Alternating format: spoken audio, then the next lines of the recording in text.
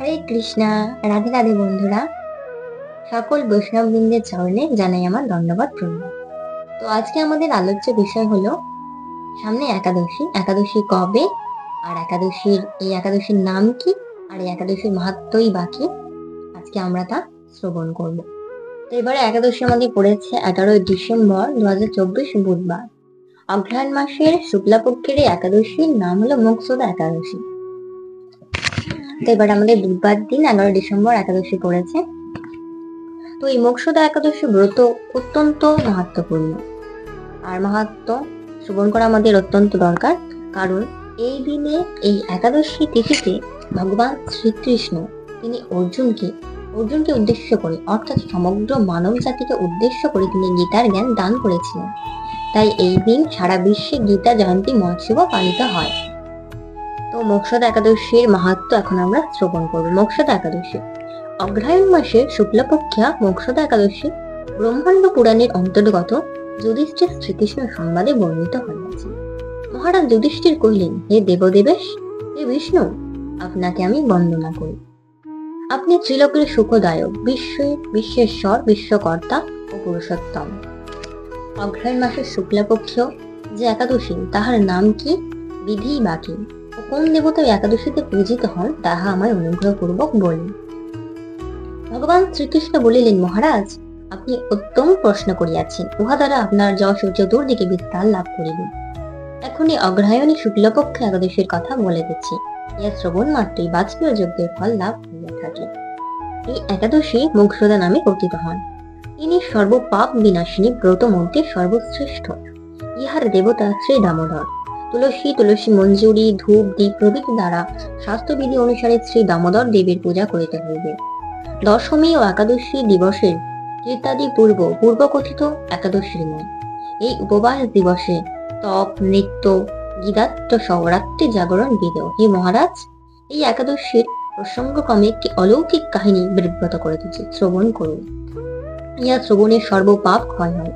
যে পিতৃগণ নিজ নিজ পাপে অভিযোনি প্রাপ্ত হইয়াছে, এই ব্রতচারণের পুণ্য ফল বিন্দু মাত্র তাহাকে দান করিলে তাহার মোক্ষ লাভ করে, ইহাতে কোনো সংশয় নাই। বৈখানস নামে এক রাজা চম্পকনগরে রাজত্ব করিতেন।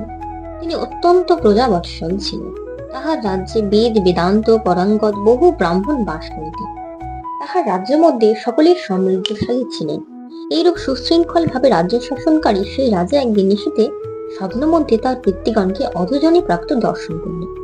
পিতৃগণের নরকভোগ দর্শনে বিস্ময়বিষ্ট চিত্তে পরদিবস ব্রাহ্মণগণের নিকট তাহার স্বপ্নের কথা ব্যক্ত করিলেন। এই ব্রাহ্মণগণ, গত রাত্রিতে স্বপ্নে নরক যন্ত্রণা ক্লিষ্ট পিতৃগণকে দেখি আমার হৃদয় বিভিন্ন হইতেছে। তাহারা আমাকে লক্ষ্য করিয়া বলিতে লাগিলেন, হে পুত্র, তুমি আমাদিগকে এই নরক সমুদ্র হইতে উদ্ধার করো। তাহাদের সেই অবস্থা দেখে আমার অন্তরে সুখ নাই। আমার এই বিশাল রাজ্য, স্ত্রী, পুত্র প্রভৃতি এবং হর্ষ অস্তি কিছুতেই আমার শান্তি হইতেছে না। কি করি, কোথায় যাই, কিছু নির্ণয় করিতে পারিতেছি না। যদ্বারা আমার পূর্বপুরুষগণ মুক্তি লাভ করিতে পারেন, সেরূপ কোন ব্রত, তপস্যা ও যোগের কথা আমাকে উপদেশ করুন, আমি তাহাই আচরণ করিব। আমার ন্যায় পুত্র বর্তমান থাকিতে যদি পিতা মাতা পূর্বপুরুষগণ ঘোর নরক যন্ত্রণা ভোগ করিতে থাকেন, তবে সে পুত্রের কি প্রয়োজন? ব্রাহ্মণগণ বলিলেন, মহারাজ, আপনার রাজ্যের সন্নিকটে মহর্ষি পর্বতমুনির আশ্রম বিদ্যমান। তিনি ত্রিকালজ্ঞ। তাহার নিকট আপনার পিতৃপুরুষগণের মুক্তির উপায় অবগত হইতে পারিবেন। ইহা শুনিয়া মহাত্মা বৈখানস ব্রাহ্মণগণ সহ তৎক্ষণাৎ সেই পর্বতমুনির আশ্রমে গমন করিলেন। তাহারা দূর হইতে ঋষিবরকে সাষ্টাঙ্গ প্রণাম করিতে করিতে নিকটস্থ হইলেন। বেদ অধ্যয়নকারী মুনিগণে পরিবেষ্টিত হইয়া পর্বতমুনি দ্বিতীয় ব্রহ্মাণ্ডে উপবিষ্ট ছিলেন। মহর্ষি রাজার সর্বাঙ্গে কুশল, রাজ্যের নিষ্কণ্টকত্ব ও রাজ্যের সুখ অক্ষুণ্ণ আছে কিনা তাহা জিজ্ঞাসা করিলেন। তদুত্তরে রাজা বলিলেন, হে প্রভু, আপনার অনুগ্রহে আমার রাজ্যের সকল অঙ্গই কুশল। তবে আমি একদিন স্বপ্নযোগে পিতৃপুরুষগণের নরক যন্ত্রণা ও কাতর আর্তনা দর্শনে ব্যথিত ও চিন্তায়িত হইয়াছি। ঋষিবর, কোন পুণ্যের ফলে তাহাদের সেই দুর্দশা হইতে মুক্তি হইবে, তাহার উপায় জানিতেই আপনার পদপ্রান্তে উপনীত হইয়াছি। রাজার বাক্য শ্রবণ করত ব্রহ্মতুল্য তপস্বী প্রবর পর্বতমুনি তখনই ধ্যানস্থ হইলেন। এক মুহূর্ত কাল ধ্যানের পর রাজাকে বলিলেন, পূর্বজন্মে তোমার পিতা রাজ্যের গর্বে গর্বিত ক্ষত্রিয় রাজা ছিলেন। তিনি স্ত্রীর ঋতুকালে ঋতুদান না করিয়ায় রাজধর্মের প্রেরণায় স্থানান্তরিত গমন করলেন। সেই পাপের ফলে পূর্বপুরুষগণের সহিত দারুণ নরকভোগ ঘটিয়াছে। এই পাপ হইতে মুক্তির উপায় বলিতেছি, শ্রবণ করো। অগ্রহায়ণ মাসের শুক্লাপক্ষে মোক্ষদা একাদশীর ব্রত পালন করিয়া সেই পুণ্য ফল তোমার পিতাকে প্রদান করো। সেই পুণ্য প্রভাবে তোমার পিতার মোক্ষ লাভ হইবে। মুনিবরের সেই বাক্য শ্রবণ করত রাজা নিজ গৃহে প্রত্যাবর্তন করিলেন।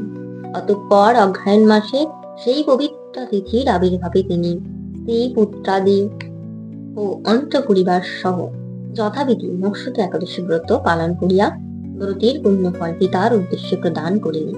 ওই পুণ্যফল দানের সঙ্গে সঙ্গেই আকাশ হইতে পুষ্পবৃষ্টি হইতে লাগিল। হে পুত্র, তোমার মঙ্গল হোক। এই বলিতে বলিতেই বৈখানস রাজার পিতা নরক হইতে মুক্ত হইয়া পূর্বপুরুষগণের সহিত স্বর্গে গমন করিল। হে ভরতবংশ শ্রেষ্ঠ মহারাজ যুধিষ্ঠির, এই প্রকারে যে ব্যক্তি এই মঙ্গলদায়িনী মোক্ষদা একাদশী করে তার সর্বপাপ বিনষ্ট হয় এবং মৃত্যুর পর মোক্ষ লাভ হয়। এই ব্রতের পূর্ণ সংখ্যা আমিও জানি না। চিন্তামণি সদস্য এই ব্রতটি আমার অত্যন্ত প্রিয়। এই ব্রত কথা যিনি পাঠ করেন এবং যিনি শ্রবণ করেন উভয়ই বাজপেয় যজ্ঞের ফল প্রাপ্ত হন। মোক্ষদা একাদশীর দিন ওই দিনকে গীতা জয়ন্তী মহোৎসব পালন করা হয়ে থাকে। এই দিন ভগবান শ্রীকৃষ্ণ অর্জুনের উদ্দেশ্য করে সমগ্র মানব জাতিকে শ্রীমদ্ ভাগবত গীতার জ্ঞান প্রদান করেছিলেন। এই দিন গীতা জয়ন্তী মহোৎসব পালিত হয়ে থাকে। তো আজকে আমার একাদশীর মাহাত্ম্য এখানে শেষ হলো। আর শুধু আমাদেরকে একাদশী ব্রত পালন করলে হবে না, একাদশী পড়েছে হচ্ছে 11ই ডিসেম্বর বুধবার, আর আমাদেরকে একাদশী পালনটা অতি অবশ্যই করে নিতে হবে।